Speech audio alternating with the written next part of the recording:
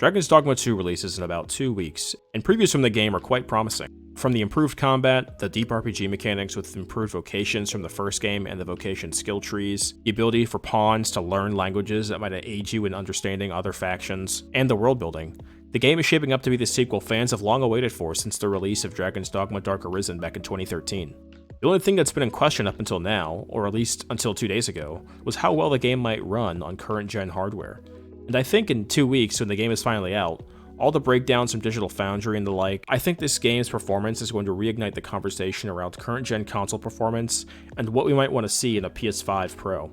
So, for those who don't know, Dragon's Dogma 2 targets 30 FPS on current-gen consoles with an uncapped frame rate.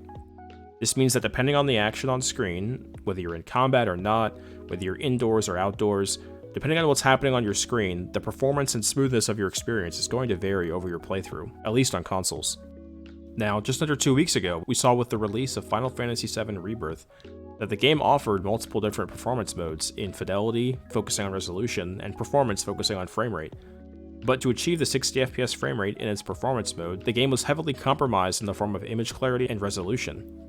Breakdowns from Digital Foundry put the game at around 1152p on average, just above full 1080p HD resolution. And we saw last June, even within the same series with Final Fantasy XVI, that for as impressive as the game was with its spectacle during its icon battles, the game had a tough time maintaining its frame rate, even in performance mode, and regularly dipped into the 30s and sometimes below. Now, these certainly aren't the only games that have had performance issues like this. These are just 3 high-profile releases from the last year that I think highlight where Sony might be able to make up ground with their long-rumored yet confirmed next-generation console refresh in the PlayStation 5 Pro.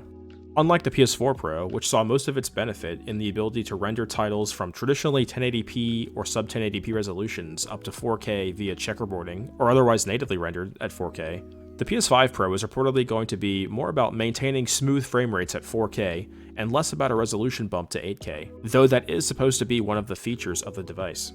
Still, 8K TVs are nowhere near the norm at the current moment, and certainly not within consumer-friendly price ranges. I think for myself and a lot of consumers who do see the benefit in playing games at higher frame rates versus maintaining stable 30 FPS at high resolutions, Sony's going to really need to be able to demonstrate the PS5 Pro's ability to deliver on locked 60 FPS for 1440p and above.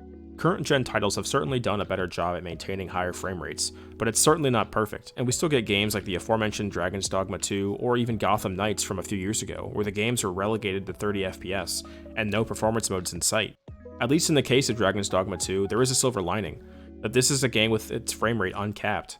This means that the lack of VSync for this title will allow the PS5 Pro when it's released to play the game at a higher frame rate, assuming it's not patched out. This would work for any game with an uncapped frame rate on PS5 or PS4 once the console is out. We've actually already seen an example of this before. During the PS4 Pro's release, we saw that games like AC Unity, which launched their 1.0 versions with uncapped frame rates, were able to be run at higher frame rates on the PS4 Pro, assuming you didn't patch them.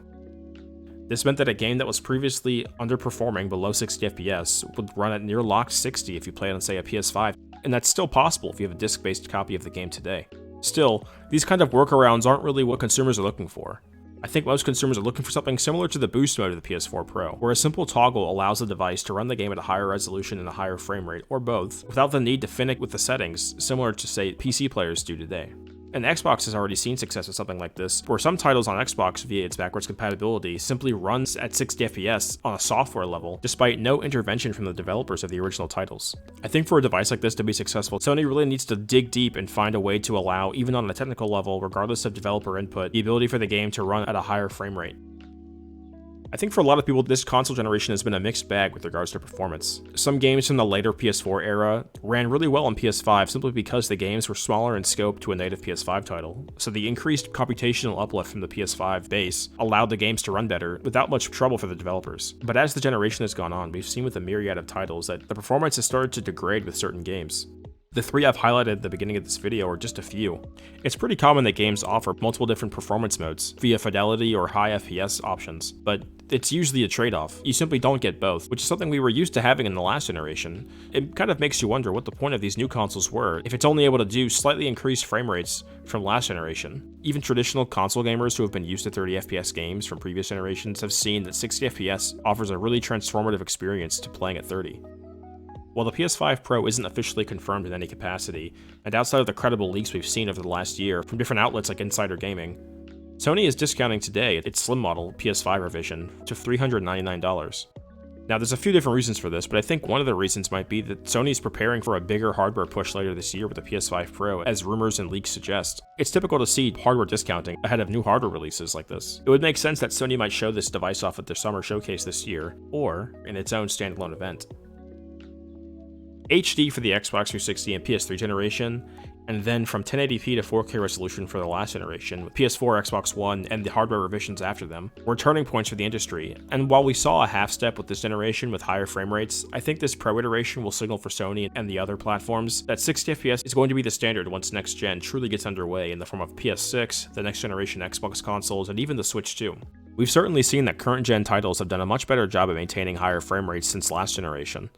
Games last generation seldom featured a 60 FPS mode, and even with the PS4 Pro, the boost often came in its resolution. You simply weren't guaranteed to get something above 30 FPS, even with the best console hardware you could achieve on PlayStation or on Xbox. I think one of the most interesting parts of the hardware landscape this year will be that for the first time since the Xbox One X's release, PlayStation will have the more powerful console. Xbox has always sort of led with this prime directive for their console hardware, that performance on the Xbox platform will be better than anywhere else. So it was odd when Phil Spencer publicly commented last year that they weren't planning to do a hardware revision in the same vein as the Xbox One X, and especially since Sony is doing a hardware revision. Still, Sarah Bond made comments at the Xbox Business Update that Xbox's next generation console will see the largest generational leap ever from console generation to console generation. It's clear that power is still at the forefront of their strategy for their next generation consoles. And this also starts to make more sense if you believe the rumors that Xbox is planning to begin their next generation earlier than Sony in 2026. And with the leaks from the FTC, it seems more likely that they're simply going to do a slim-style revision with their all-digital Series X coming later this year. I think for a device like the PS5 Pro to be a success, it primarily needs to deliver on the hardware front. 60 FPS at 4K or near 4K resolutions, uncompromised, along with a competitive price below $600. Outside the obvious association with the PS3's original launch price, which no doubt Sony is painfully aware of, I think for a lot of people, a device like the PS5 Pro, as enticing as it is with its increased performance, is going to be a non-starter if the starting price is above $600, and we'll hopefully have something more in line with $549 or even $500 with this new revision, following a permanent price cut of the base PS5. And I think with the PS5 Pro, Sony has the ability to offer something that the Xbox side of the business simply isn't offering at the moment, and that's native 4K at 60 FPS versus something that's more of a halfway solution like upscaled 4K or even checkerboarded rendering. It's only natural that game scope increases with time, and with it, the performance demands of console hardware. Still, I think with this last generation, we've sort of begun to move beyond what most people would consider acceptable in the way of 30 FPS. That's going to do it for me, guys. Thanks again for watching, and I'll see you in the next one.